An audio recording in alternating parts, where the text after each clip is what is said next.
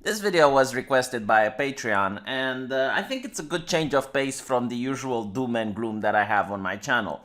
Now, even if you don't appreciate computer games or you're not interested in the esports scene at all, you might still find this video very interesting because honestly, I find it quite motivational. Now, most of the esports scene is incredibly sanitized. Any sort of banter or any sort of jokes are completely frowned upon.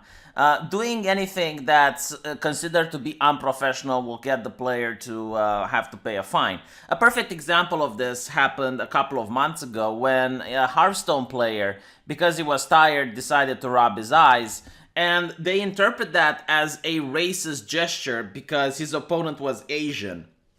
And him rubbing his eyes made his eyes look Asian, I guess, and they considered that racist and they decided to fine the player.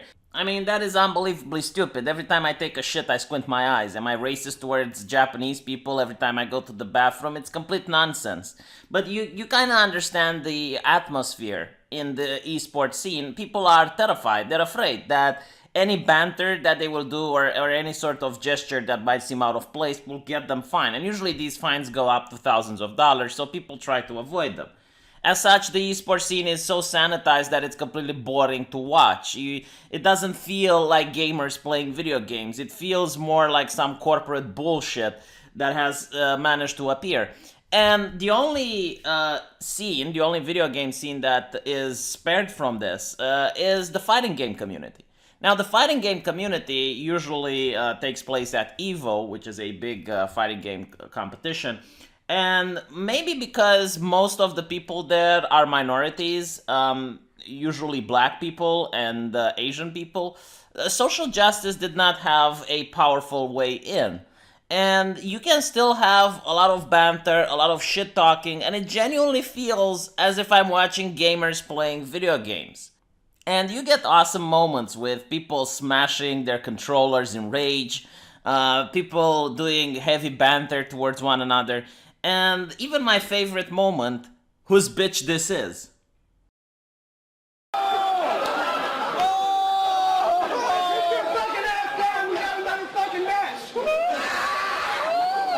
Sit your ass down!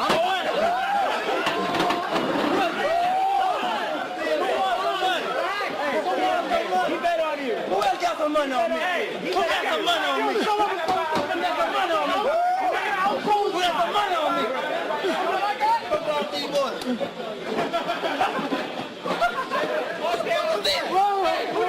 What is going on? What the fuck is this? Both business these. Both business these. Shut the fuck down. I mean, just so we're clear, for me it's far more entertaining to watch something like this than to watch two people having poker face while playing Hearthstone. Just so you can understand how over the top Blizzard is, there was this StarCraft player that had to face off against a female opponent. And when asked on Twitter how he feels about the match, he said, yeah, I'm gonna rape her. And in StarCraft, like, raping your opponent is something that's said all the time online. It's like, oh, I raped you. It's not something that is a major thing, but apparently for the judges of that competition it was. They allowed the matches to go on. And after he beat that girl, I believe the score was 2-0, the judges then decided that she will get the win because he's going to be disqualified since he said the horrible R word on the Twitter. So their competitions, again, are very sanitized compared to what you see on EVO. But I don't want to focus on the social justice aspect and, you know, the political correctness. I want to show you other things that happened at EVO which are incredibly astonishing. So I'm going to show you 3 people that competed at EVO which you would definitely not expect. The first competitor is an 8-year-old kid. And you gotta understand, this is a place where the best of the best are gathering to play in a tournament.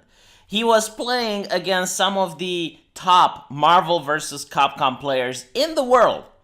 And he was doing amazing. And it was hell playing against this kid. Because if you managed to win, everyone would start booing at you. Because you're beating an 8-year-old kid. But if you were losing, again, everyone would lose all respect for you. because you lost to an 8-year-old kid. Obviously, this happened all the way back in 2011. The kid is a lot older now, but it was still an amazing thing to see all these grown-ass men getting their ass handed to them by this little kid. MODOK can power up his attacks by landing his Analyze Cube move. Yes. Ooh, so smart to keep the hitboxes of Hulk out with the shield. Yes. Oh, right under Here we Sentinel. go. So funny. I think under normal circumstances the crowd would be going nuts for this MODOK play, but they are noticeably silent, just waiting for Noah to get that hit. And here we go. They don't want to upset the kid. Exactly. It's really hard to just put out a reflector like that when you play MODOK for real, because it's very punishable on reaction by a lot of characters' supers. Yes, although I don't think Sentinel can punish it that easily on reaction, so pretty good. Oh, and the crowd's starting to boo. They are not liking this runaway. He's not running away. He's waiting out the X Factor. Yes, and that is smart on in anyone's book. You have to respect waiting out the X Factor. Yeah, yeah. You definitely can't argue with that. And so, now he's going in. The X Factor's gone. Yes, and unfortunately. Now, being a kid is not a disability. It was just shocking to see someone so young go up and play against some of the best people in the world who have decades of experience at playing fighting games and going to other tourneys. However, the next guy that I'm going to talk to you about does have a disability. See, he can't hold a controller with his hands, and as such he plays with his mouth. And he is one of the best Chun-Li players that exist in his state. It is absolutely amazing to see him play and see how he manages to completely demolish his opposition. He has been an inspiration to other people in the fighting game community by showing that if you really want to do something, there is no excuse for not to do it and be good at it. I mean, playing a game with no hands is an accomplishment in and of itself, but this guy isn't just playing the game, he is the best at doing it. And because of that, a documentary was made about him. I didn't want people's sympathy. I didn't want people's pity when they saw me playing. I wanted them to see, man, this guy's really good. I want to be a good symbol to other players. I want to be something that they can aspire to when they have trouble. Hey, I can't hit this combo, or maybe I have problems, you know, playing on the right side or left side. I always tell them, like, you know, hey, if I could do it, man, you can do it. And that really resonates with them, and they say, you know what, you're right. You know, I have nothing to complain about. He goes by the name of Broly Legs. He's well established in the fighting game community, and you guys should check him out. Now, as impressive as it is to be able and play with no hands, it's still kinda sort of believable. Even if I wouldn't see it and someone would tell me about it, I would be like, yeah, well, that's impressive. I wouldn't just doubt its existence. But the next player, you will not believe until you see it.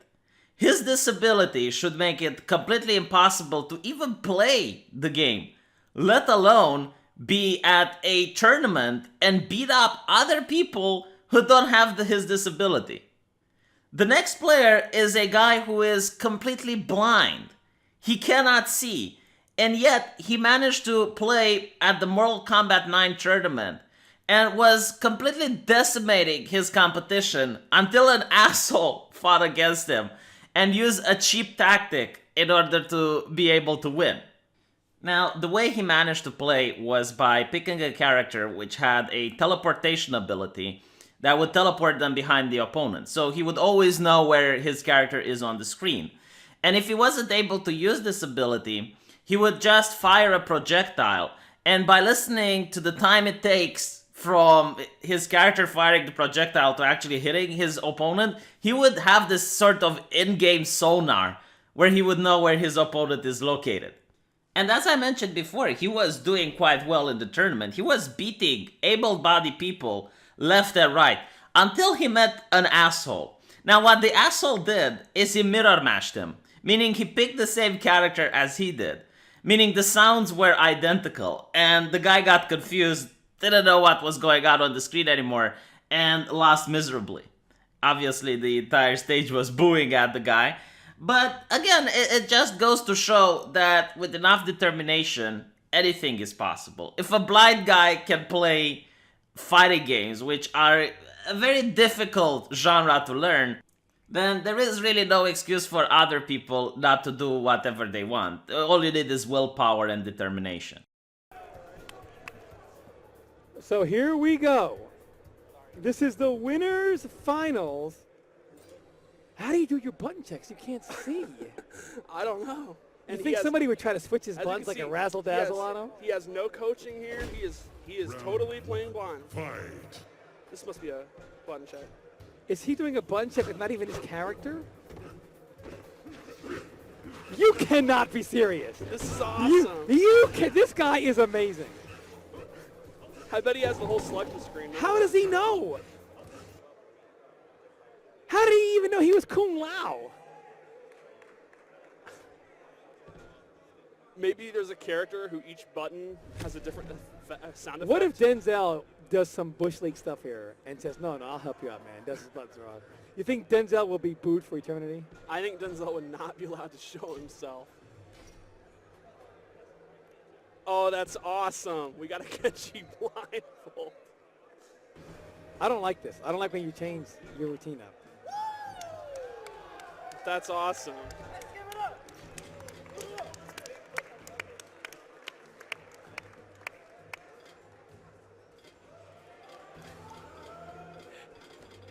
This is awesome. What an interesting situation for Denzel, because you have no idea what you're in for. He's obviously not going to play like everyone else. Yeah, and he's obviously going to have some. Denzel's gonna lose here. He's in the winner's final.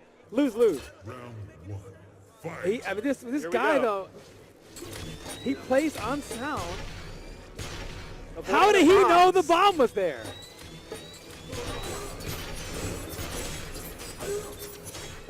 Is this another button check? What are they doing? No, I don't know what's going on here. Yeah, I think it is.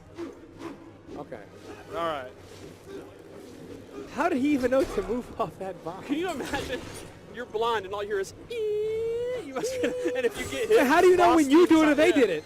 And then you know if you get hit, you've lost the entire round. Denzel is sabotaging this by mirror matching him. What do you think the scariest sound effect in the game would be if you're blind? Would it be Cabal's? You know he's coming for you. Now, I hope I managed to serve my Patreon, who wanted to start making YouTube videos, and he wanted me to give him some motivation. So I decided to make this video. I'm not very good with the fifis aspect, not very good with making people feel good. But hopefully I did my best, and hopefully this is going to get him motivated. And also take into account that I don't think I look like the alpha male. I don't think I have the best voice in the world. In fact, I think my voice is like nails on a chalkboard. And yet here I am. I have managed to create a YouTube channel with an audience of awesome people. And if I can do it, I think anyone else can. So take that as motivation and inspiration. Let me know what you think in the comment section. And I'll see you all later today on my live stream channel.